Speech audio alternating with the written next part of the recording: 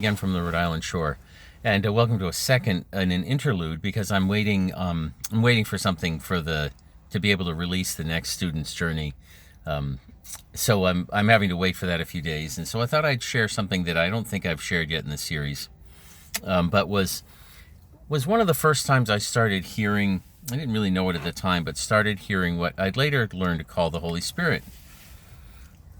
Now, people talk about the Holy Spirit. It's mentioned, of course, in traditional Christianity, and it's mentioned in the Course in Miracles. It refers to the Holy Spirit, and in Way of Mastery as well. What is the Holy Spirit? Holy Spirit comes originally from the word Shem, which is a Jewish word, and then is translated into Sophia, goddess of wisdom by the Greeks, and then Holy Spirit from that. One of the interesting things about Holy Spirit is Shem actually connects with breath, a kind of a wisdom and intelligence. So part of connecting to Holy Spirit is connecting with breath and stillness, and it's referred to in the Course as the still small voice, and in Way of Mastery, a voice not your own. In the training of A Course in Miracles, it's really about putting you in the hands of what it calls your internal teacher, the Holy Spirit, and then the Holy Spirit leads from that point onwards. There's a guy named Jack Canfield who does a lot of these Chicken Soup for the Soul books and stuff like that. And he has a question in terms of finding your life purpose, which I found an interesting exercise. He says that if imagine the way you want the world to be, what would the world be like if you could just snap your fingers and be that way? And then you find out what it is, and then your life purpose becomes, well, helping the world get there. Well, for me, I realized from my journey that the thing that I would most like would be for everybody to really be engaged in this relationship with learning to listen to and trust increasingly Holy Spirit, because it changes everything once you start connecting with it. And my first experience of this over an extended period of time had to do with sports. And I played sports when I was a kid, played baseball, basketball, and all those things.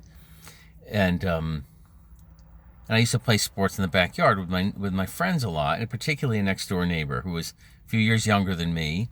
But from the age of when I was probably 8 and he was 4, until I was 28 and he was 24, it's a long time, we would play wiffle ball in the backyard.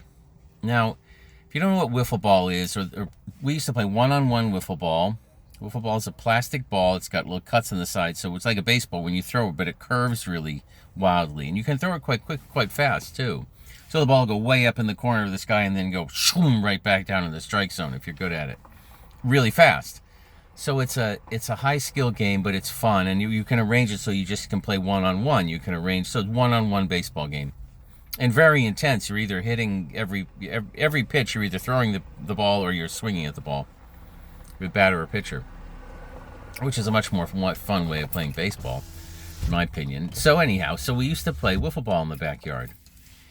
And we did this for years and years and years. And both of us are very competitive. We were both the best pitcher on our baseball team, and quite competitive. And when I was a kid, for me, the idea of losing was horrible. I mean, I hated playing something that I lost at, particularly if it was a one-on-one kind of game. And most of my friends felt the same way. We didn't have any problem with winning and having our best friend feel terrible about losing. Yeah, so that's kind of, you don't really go there, I think, when you're a young competitive athlete. So anyhow, the point being, we used to play this game many, many times. I mean, you may have played 1,000 times over 20 years, which is a lot. That sounds like an exaggeration, but we played many, many times. It's this very intense game. It would take an hour and a half, 2 hours. We'd be, in every pitch, you'd have to kind of gut check and, really get your act together, because this is a very competitive situation. So, and typically we'd play in the backyard. I grew up, I had a big backyard where I lived, and typically, by the end of the game, his grandmother would be calling from next door, time for supper, and that would have been 15 minutes ago, and we're still playing, and my mom would be saying it's time to go in, and it's dark, and, when you're 8 and 4, that's one thing, but when you're 28 and 24, that gets to be a little silly, holding everybody up. But we were very, very involved in this intense game. And it's one of my favorite experiences still my whole life is playing this game so many times with this close friend of mine. And every time I knew we were going to play, I could feel the pressure to win come up. Because if I win, I'm happy. If I lose, I'm unhappy. It's like something's going to change during my day because I'm going to play this game, and I love playing the game. So I try to do everything I could to win. So, in the early years, I was a lot older than he was. And then we got to being, roughly this, I'd be 16 and he'd be 12 or whatever. And he was very, very, kind of a prodigy in sports too. So he caught up pretty quickly. And we were, by the time we were both I was in my late teens, he was in his mid teens. We were very competitive. They're very competitive games, maybe before that. So it would get to the point where, every game really mattered, and I'd be miserable the rest of the day if I'd lose some of the time. I'd be happy if I won. And I started noticing that on the way out to play the game, I'd hear this thing in my head. Didn't happen all the time. In fact, it only probably happened 1 out of every 5 times. Maybe not even that many. But I'd hear this thing, and it always said the same thing. It always said, "You're going to lose." And at that moment, I'm like, shut up. What are you talking about? Don't, this is negative thinking. Don't think negatively, And I'd resist it, and I'd say, "Oh, that's nonsense. This is just negative thinking. It's going to affect my game, so I'm going to do cognitive behavioral thought and repeat positive mantras for the whole game. I win easily and joyfully," or something, or whatever. Repeat whatever. So, but every single time I would lose when I heard that voice. And it started really making me angry when it would show up, because I'd never been able to win when I'd heard it at the beginning of the game. I'm thinking, this is just, my mind is just, the reason I'm losing the game is because I'm thinking this negative thought. And I would say over a 10-year period, this would happen periodically. 10 years is a long time. And it would only happen once in a while, and every single time I would lose. And you might imagine that you'd come up with all kinds, your mind might be going, there are all kinds of strategies you'd come up with to try to overcome this negative thought. Well, I would wager that I tried every one of them more than once. Or at least tried every one. And I was really angry about this. And so I'd say, that's ridiculous. And what I found was the more that I fought it, the more I was angry that this thought had come to me and that I thought I was going to lose now. Because it was always right. It was always right. It never came and said, "You're going to win." And every time it said it, I lost. So, and I'd become more and more furious. And the more I fought it, the worse the loss was. I'd be miserable. I'd lose by 10 runs, and I'd be throwing the bat around and screaming and yelling because, that's the way I was in those days.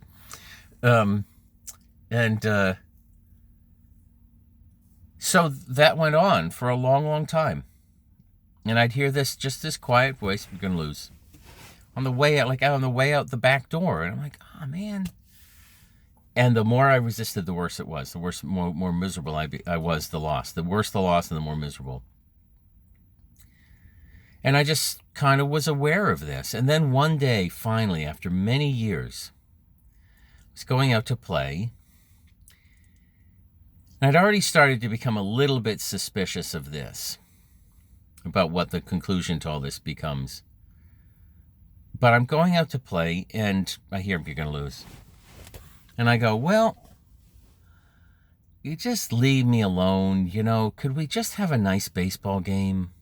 In other words, could we just have fun? Like, enough, whatever. Okay, whatever. I don't know if I'd like to win, but if I'm going to lose, whatever.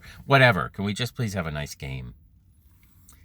So that night, as the game went late, it was tied in the late innings.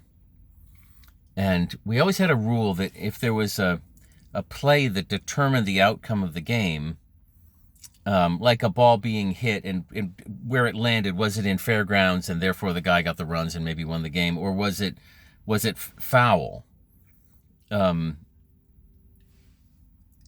During the regular game, it would be just what we thought was kind of like, 51%. That would be the ruling.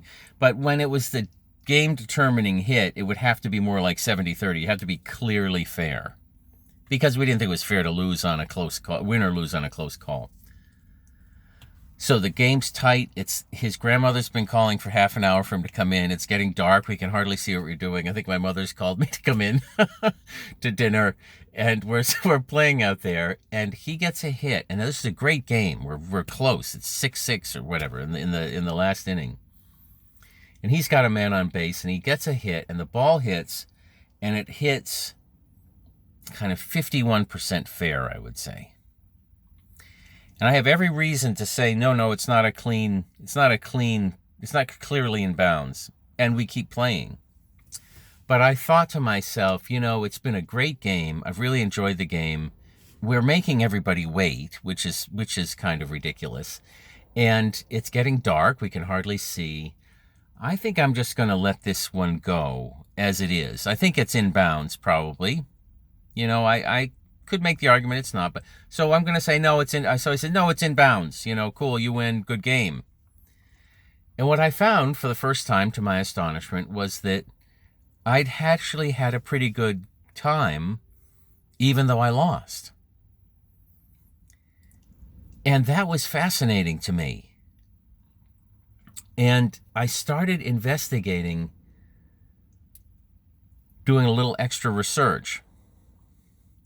And what I found was that on the days that I lost, like these days this little voice was telling me this before I'd go out, I could kind of see that, kids kind of go through phases where they're cocky or they're arrogant or just kind of jerks, and days when they are and when they're not. And I could see that the days that I was losing, maybe it wasn't such a bad thing for me to lose that day. Maybe I was getting a little full of myself or whatever.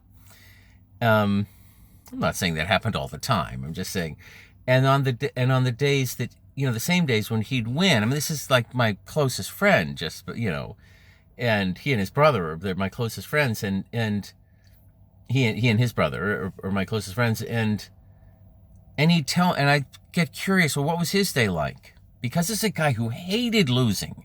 Like, it was even worse for him than it was for me. He hated losing.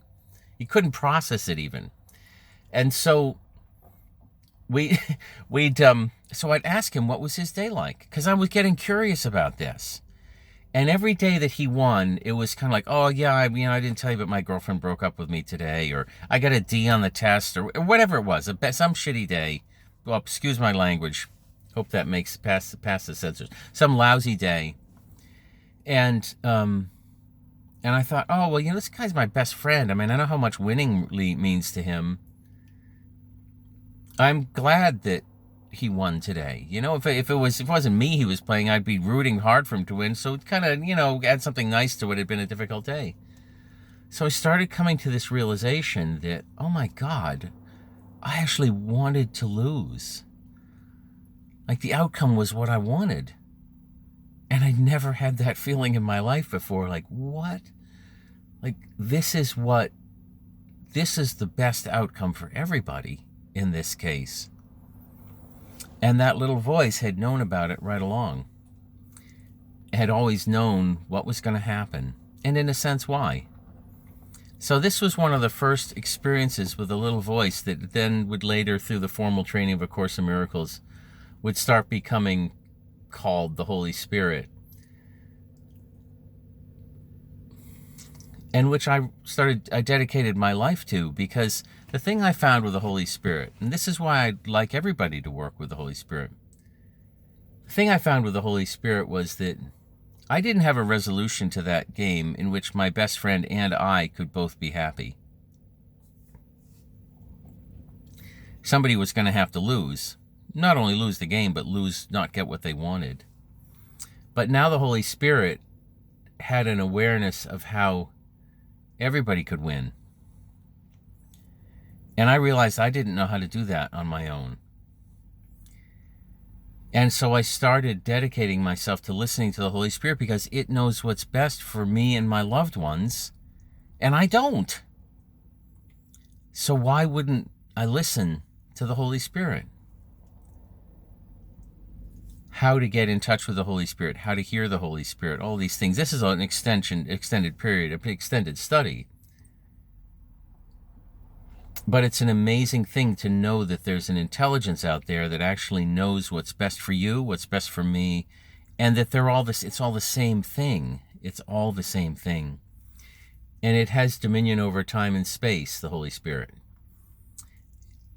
And it's proven it to me that that's the case. So one of my first experiences with Holy Spirit, just sharing here, I think I'll share a couple more. I've got a couple more stories that I think aren't in the student's journey. We'll share a little bit more. Just this is living with the Holy Spirit and being grateful to be able to do so. So thank you for listening.